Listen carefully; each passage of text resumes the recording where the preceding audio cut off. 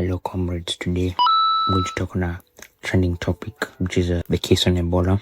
I'm not a news website, so I don't talk on trending topics immediately as they happen because I am a one-man team. It's just me by myself. So I'm gonna read the article, give you my opinions, and give a takeaway.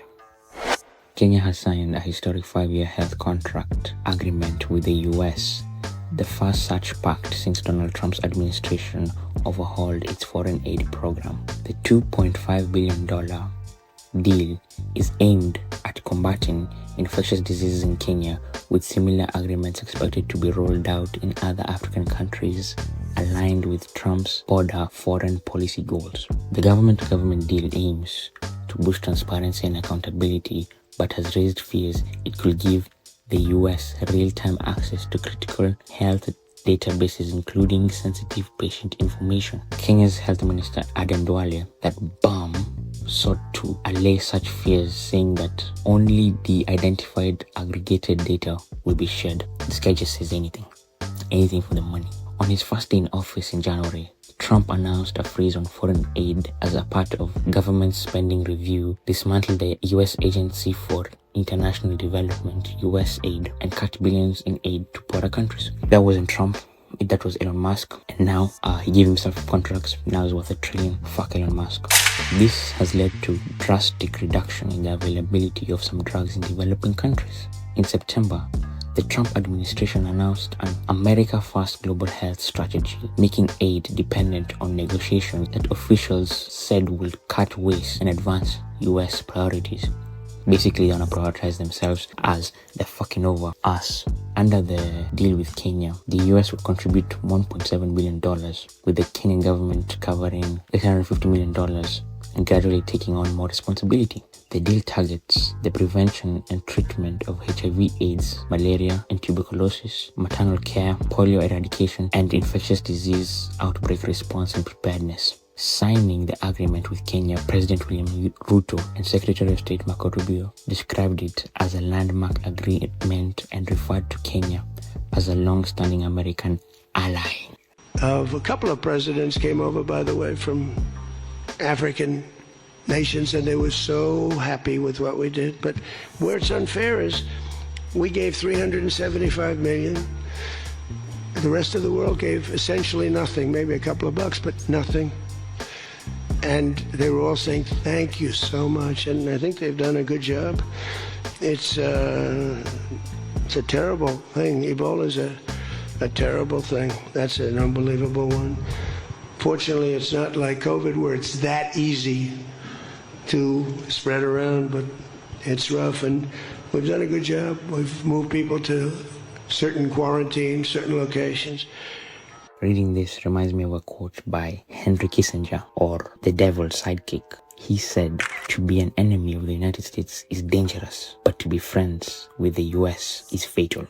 And it's true. Look what he's done with Israel. He fucked over Israel to appease his friends in the EU. And Israel was a close ally with the US. He fucked them over for the deal with Iran. Gave Iran $300 billion and said, oh, the West Asian countries are gonna pay for the damages to Iran. Israel must be wiped off the face of the earth. I will be the worst thing to ever happen to Israel. Israel has hypnotized the world. May Allah awaken the people and help them to see the evil doings of Israel and the United States. So the West Asian countries took damage from the war. They have to build their countries up again, and then they have to pay Iran, who the US decided to attack without consulting with the West Asian countries. This is the people we're having deals with. They fuck over their friends, and those are vitally important friends. Friends who give them oil. What does Kenya have? We don't have that oil. We don't have very, very lucrative minerals. So when it comes to betraying us, they'll do it without thinking twice, or without even thinking. I want to continue this article, but I don't know. I'm already mad because everything else they're saying is useless. Talking about data. I'll put the link in the description and you can go and finish it for yourself. Now I want to talk on a very, very popular case in Black America. It's a historic experiment, something that was very bad. And for the people who think we're any different, think twice, because these racists, these right-wing people, and these white supremacists, this yes is one and the same. We're all monkeys to them. So they don't care. As long as you have dark skin, one shade darker than them, we're all the same.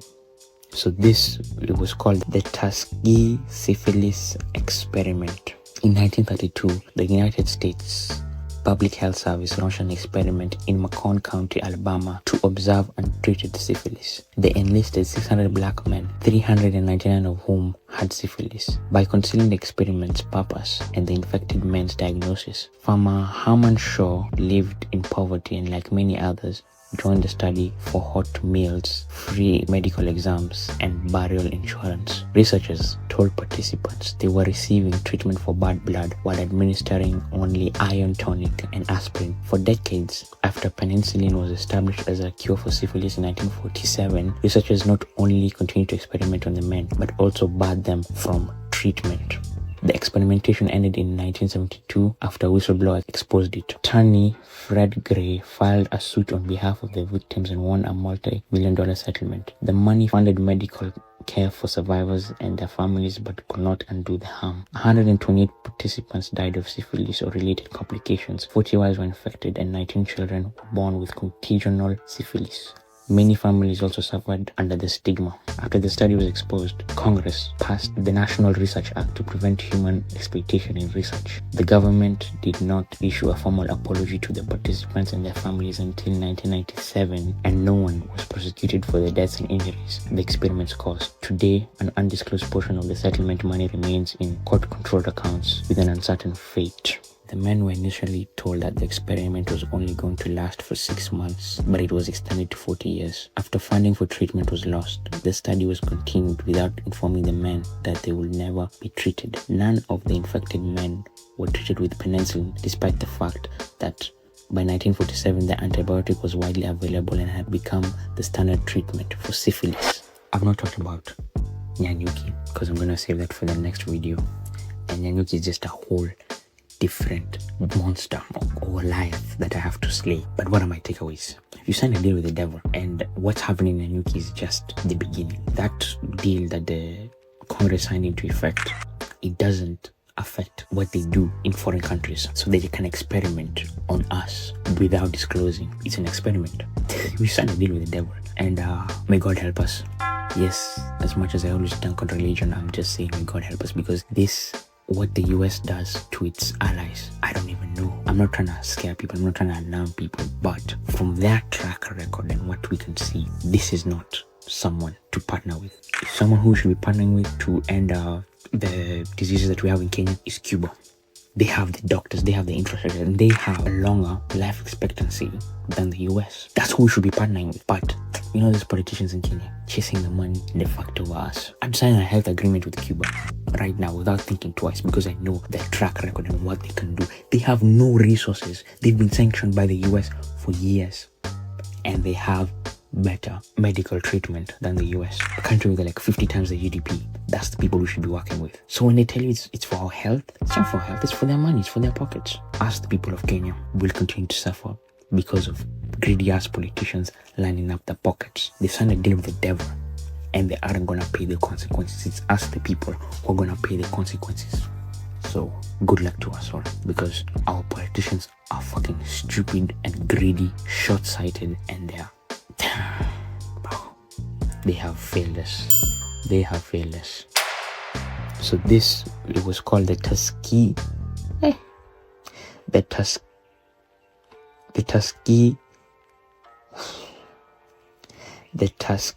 Syphilis Experiment.